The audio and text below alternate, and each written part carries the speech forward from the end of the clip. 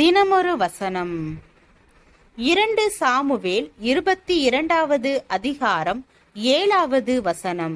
எனக்கு உண்டான நெருக்கத்திலே கர்த்தரை நோக்கி கூப்பிட்டு என் தேவனை நோக்கி அபயமிட்டேன்.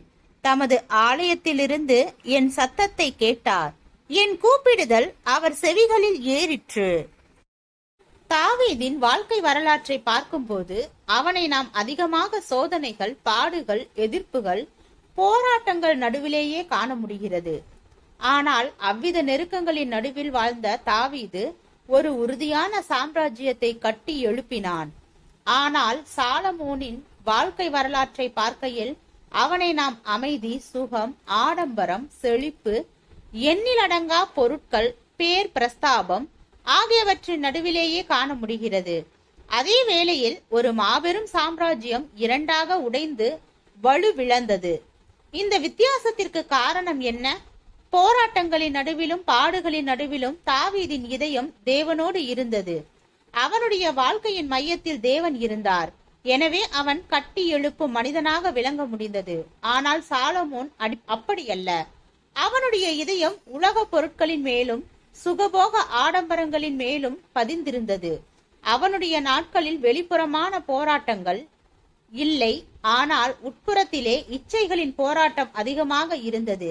வெளிப்புறத்தில் அவனுக்கு எதிரிகள் அதிகம் இல்லை, ஆனால் அவனுடைய சுகபோக ஆசைகளும் திருப்தி அடையாத மனநிலையும் அவனை சீரழிக்கும் எதிரிகளாக இருந்தன. எனவே அவனால் வலுவான சாம்ராஜ்யத்தை உடைந்து போகத்தான் செய்ய முடிந்தது. அநேகருடைய விசுவாச வாழ்க்கையும் ஆவிக்குரிய கட்டுக்கோப்புகளும் போராட்ட மோதல்களால் அல்ல, சுக காற்றின் அழுத்தங்களாலேயே உடைந்து சிதறி போயிருக்கிறது. எனவே நம்முடைய சோதனைகளின் காலங்களை விட நம்முடைய சுகமான காலங்களில்தான் தேவ ஐக்கியத்தையும் விசுவாசத்தையும் காத்துக்கொள்ள அதிக கவனம் செலுத்த வேண்டும். வறுமை நம்முடைய நற்குணங்களை அழிக்காது, ஆனால் செல்வ நிலை நம்முடைய நல்ல குணங்களை நாசமாக்க முடியும். இல்லாமைகள் நம்மை தேவனை விட்டு பிரிக்காது, ஆனால் அதிகமான வளமை நிலை தேவனுக்கு நம்மை தூரமாக்க முடியும்.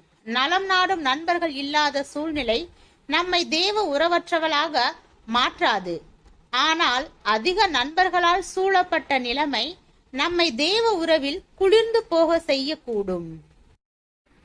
ஜெபம். தேவனுக்கு ஸ்தோத்திரம். தேவனே, நாங்கள் எங்களுடைய வாழ்க்கையில் தேவனுடைய சித்தத்தை நிறைவேற்றும் மனிதனாக வாழ கிருபை பாராட்டும். ஆமீன்.